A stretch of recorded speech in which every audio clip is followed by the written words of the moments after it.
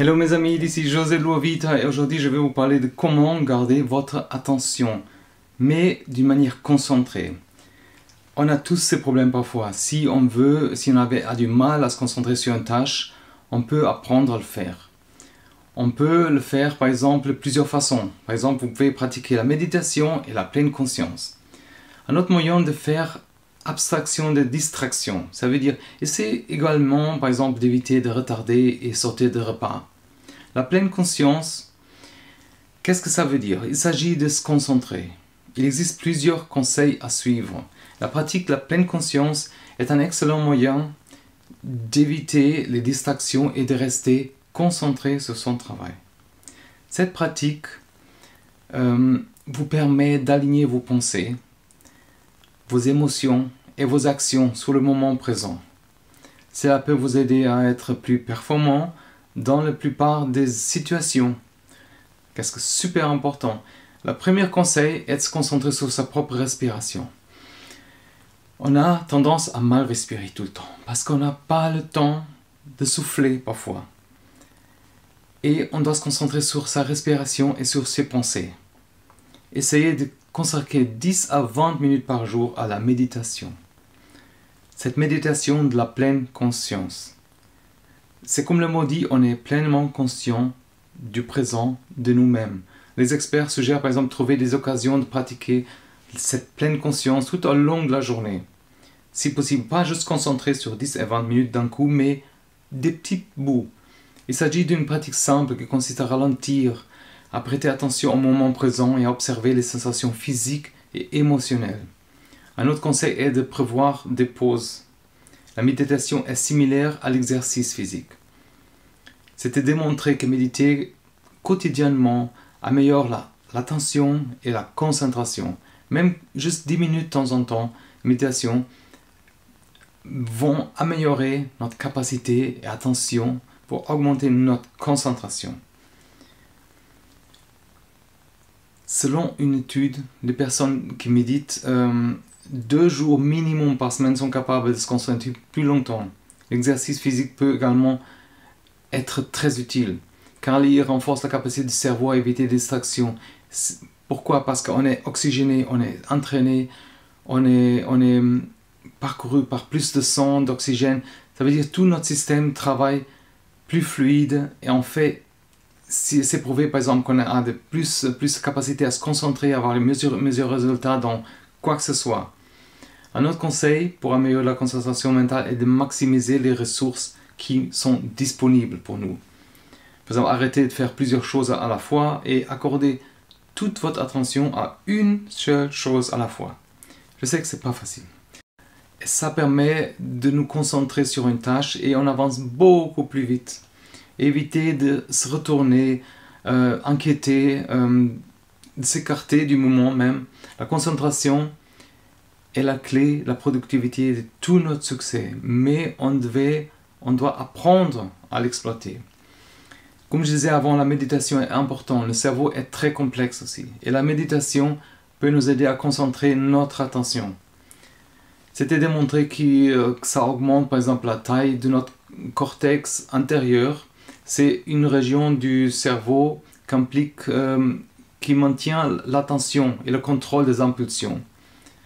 Ça augmente aussi les tissus dans ces régions.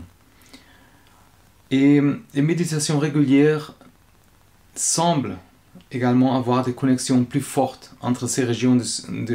Ça veut dire ça produit des connexions plus fortes dans ces régions du cerveau.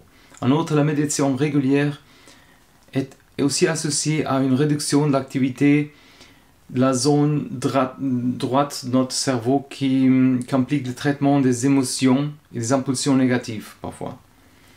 Une façon de maintenir notre attention est d'alterner entre la méditation d'attention focalisée et la méditation d'écoute ouverte. Qu'est-ce que ça veut dire? Dans la méditation d'observation ouverte, vous ne choisissez pas un objet explicite, mais vous surveillez la qualité de votre attention. Lorsque vous remarquez des distractions, revenez simplement au point d'ancrage. Cette méthode peut vous aider à concentrer votre attention et à réduire cette anxiété. La méditation ciblée est également connu pour calmer l'esprit. Si on concentre notre attention sur cet ancrage, on peut dompter cette réponse du stress, éviter cette réponse au stress. La méditation calme l'amygdale, la partie du cerveau qui réagit au stress. Ça permet à la personne qui fait cette méditation de prêter moins d'attention à leur déclencheur émotionnel et d'avoir plus de marge de manœuvre dans les situations de forte pression. Il existe de nombreuses façons de méditer, mais la méthode la plus populaire consiste à se concentrer sur la respiration. Les sensations physiques de la respiration entraînent par nature notre esprit à être conscient du moment présent. Et les pensées commencent à affluer. Lorsque vous pratiquez cette technique au quotidien, elle deviendra plus naturelle. Faites disparaître les distractions. Si vous avez du mal à vous concentrer sur votre travail, parce que vous êtes distrait par exemple par ces réseaux sociaux, c'est normal, les achats en ligne ou des autres distractions, essayez simplement de réduire et exclure pendant un grand moment. Ça veut dire juste réserver du temps. Il existe vraiment une variété de programmes, d'apps, même temporisateurs, qui peut aider à bloquer et éviter ces distractions et de se concentrer sur ce qui est important pour nous, essentiel pour nous. Même au travail, à la maison, le même principe. Il est important de bloquer ces distractions pour se concentrer sur ce qu'on fait, ce qui est important pour nous. Les distractions, comme on sait, sont courantes. Elles affectent toutes nos performances. Si beaucoup d'entre ces distractions peuvent sembler inoffensives parfois, mais ils sont tous très perturbateurs. Ces interruptions utilisent notre ressource, notre énergie, notre ressource intentionnelle et peuvent allonger la durée de nos projets, de tout ce qu'on fait. Ça finit jamais, quoi. Ils peuvent également entraîner des problèmes émotionnels, un comportement impulsif et par exemple des problèmes de maîtrise de soi. Ça veut dire, afin de maintenir ces performances optimales, notre cerveau a besoin de périodes de concentration entrecoupées des périodes sans concentration. Les périodes de manque de concentration activent notre réseau de mode par défaut, qui est le lieu de la créativité. Ça veut dire qu'on en fait moins, on est plus créatif. Quand on est moins stressé, quand on est moins sous pression, on est plus créatif. Et on favorise aussi la prise de décision. Une façon de gérer ces distractions est de tenir un journal, par exemple. Notez tout ce qui vous distrait, y compris l'heure, la journée, votre état mental et votre santé physique. Cela vous aidera à garder une trace des différentes distractions qui vous empêchent de travailler sur votre projet, dans les projets en général, dans tout, quoi. Évitez de retarder ou de sauter des repas. Ça, c'est super important aussi. De nombreuses personnes ont du mal à rester concentrées lorsqu'elles ne mangent pas régulièrement. Ça arrive souvent. Sauter des repas peut entraîner de graves problèmes de santé, mais à la longue, ça veut dire notamment de stress, dépression, manque d'énergie. Sauter des repas peut également conduire à grignoter davantage quand on a l'occasion, c'est clair, ce qui est préjudice à notre santé. Essayez plutôt de manger un repas équilibré au moins 2 fois par jour. Pratiquez cette pleine conscience tout au long de la journée. La pleine conscience est un état d'esprit qui vous aide à rester dans le moment présent. Vous pouvez pratiquer la pleine conscience dans n'importe quelle situation presque. La clé est observer vos pensées sans les juger, sans laisser contrôler votre attention. Vous pouvez pratiquer la pleine conscience aussi tout au long de la journée en vous autorisant à remarquer et apprécier chaque petite expérience sans la juger.